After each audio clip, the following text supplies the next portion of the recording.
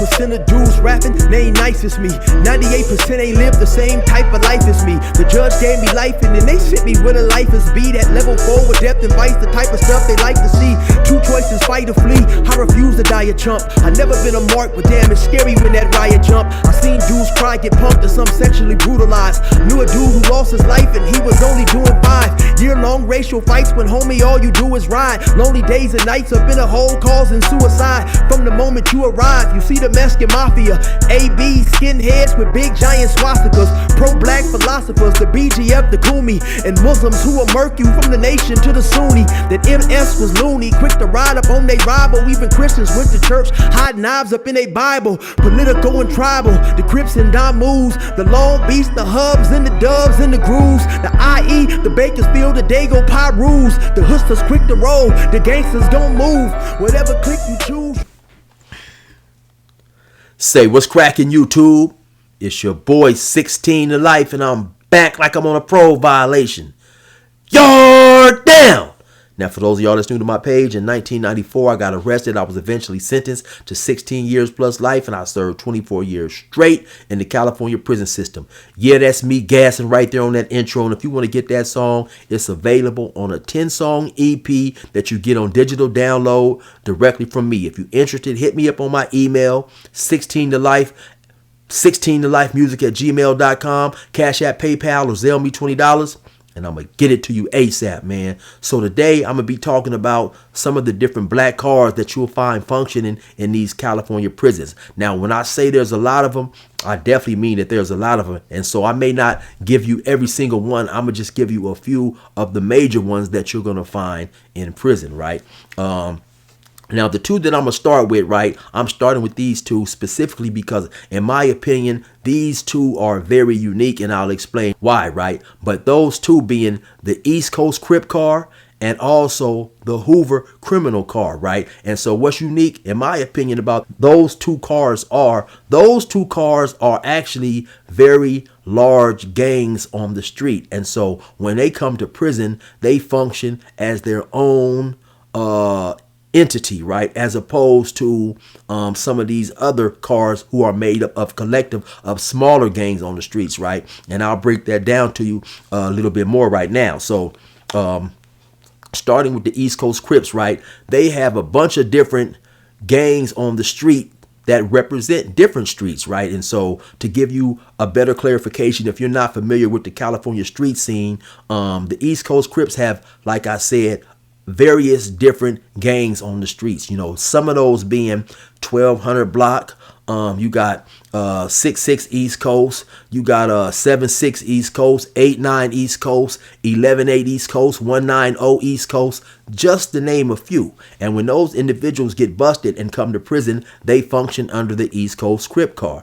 The same with the Hoovers. You got, just to name a few, you got 7-4 Hoover, you got H-Ray Hoover, 9 Deuce Hoover, 9-4 Hoover, 107 Hoover, just to name a few. And so when those individuals get busted and they come to prison, they function with the Hoover car, right? As opposed to a lot of other cars in prison, they're made up of much more, not necessarily smaller gangs, but a larger collective of just different gangs, right? And let me start with the Inland Empire, since that's where I'm from, and I can explain that easy, right?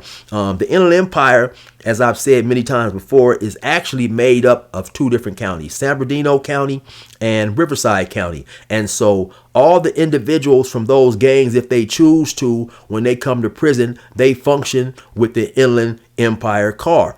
So you actually may have a dude in the Inland Empire car you consider your homeboy, but on the street, this dude is 7 to 8 hours away from you, and you've never even met this dude. But just due to geographical location and how prison is structured as far as the Inland Empire car goes, you consider this dude your homeboy, right? The same with the Compton and Watts, right? The Compton and Watts car, also known as the Hub and the Dub, are made up of Crips from the city of Compton and from the city of Watts. And at times I've seen Crips from the city of Linwood, right? And so these are, once again, several different gangs making up the Compton and Watts car. You know, the same with the neighborhoods. You know, you have dudes who function or align themselves with the neighborhood Crips on the street, and when they come to prison, they function under the neighborhood car. That being the rolling 60s, dudes from rolling 40s at times, 5 neighborhood dudes in an area that's known as the hundreds, right? So on and so forth. Same with a lot of other cars that you'll find in prison, right? Now, just because you have a gang who aligns itself with a certain title or banner on the streets does not necessarily mean he functions with that banner in prison, right? So let's go with the gangster car. You have dudes from A-Tray Gangster, you have dudes from Marvin Gangster, Avalon Gangster, Broadway Gangster Crips, 4 Deuce. If I didn't say those already, now.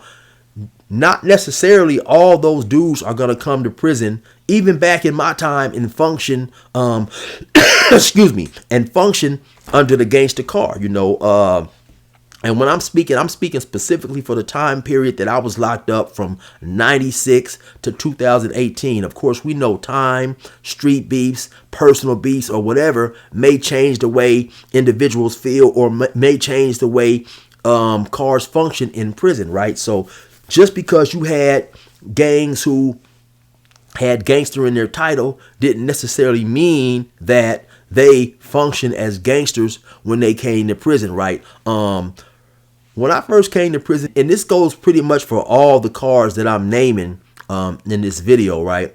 By the time I paroled in 2018, I had seen a lot of in-house beef, a lot of in-house dissension, a lot of street beefs that have trickled their way into prison, tear down a lot of these alliances, fractured the relationships, or even completely and totally severed the relationships, right?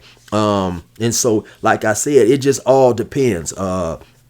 You had dudes, there's going to be the San Gabriel Valley car, dudes from the San Gabriel Valley area. You had dudes from the 805 car, and that consisted of dudes from Bakersfield and areas that make up the 805 area code. You had the Northern Cali Crip car, and those were Northern Cali Crips, functioning, dudes who were Crips from Northern Cali. Once again, different areas, different hoods functioning under the Northern Cali Crip car. You had dudes at times from the West LA, functioning as the West LA car. I've seen dudes at times, some dudes who their gangs in one prison might be with the West LA car, and another prison, some of those dudes may be functioning as gangsters, right?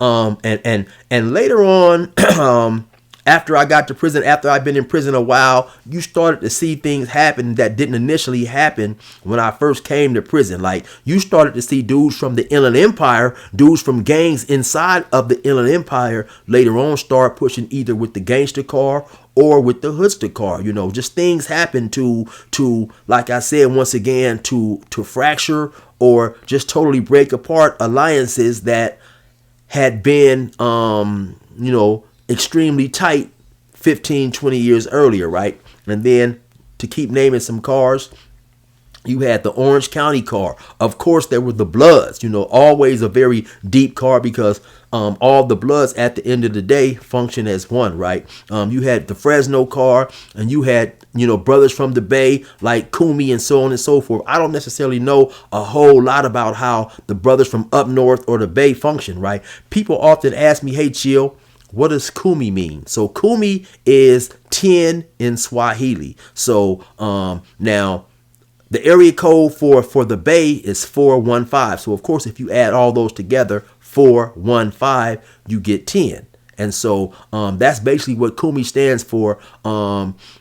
Basically, the Kumi car is the brothers from up north. Now, how they function, I don't know, right? But I don't know if they had different entities or whatever, the brothers from Oakland or the brothers from San Francisco, because I've actually seen, riots and melees break out between those dudes as well, right? And in my opinion, a lot of it had to do with dudes on the streets basically not getting along, not functioning together, and then that beef and that mindset eventually makes its way into prison. Let me give you guys a quick story, right? So when I was locked up in 95 in the county jail, Riverside County Jail has a large county jail system. They have, maybe 5 or 6 jails that make up the Riverside County jail system. And depending on space, they may send you to another one of those, another one of those county jails to await court appearances, hearings, or whatever, right? And so they had sent me out to, I believe I was in Blythe, right, which is maybe about an hour and a half, 2 hours from Riverside, right? So while I'm there, and Blythe is pretty much out there in the desert, in the desert area, and you had a lot of dudes who would be considered from the desert being housed in that facility, a couple of different Crip gangs, right, who were out there, and we were all coexisting, getting along, so on and so forth. I remember it was around the time This Is How We Do It by Montel Jordan, was a popular hit, and so they'd have that bumping on BET. We was in there chilling, doing what we do, right?